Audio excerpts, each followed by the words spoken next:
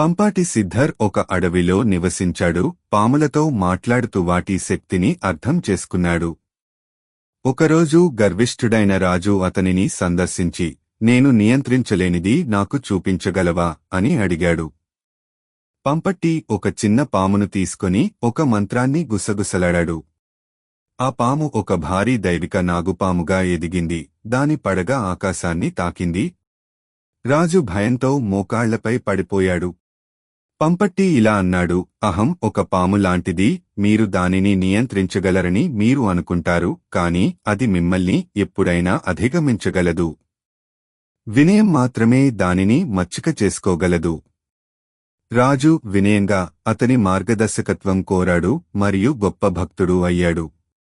నైతికత గర్వం పతనానికి దారితీస్తుంది, కాని వినయం జ్ఞానాన్ని తెస్తుంది.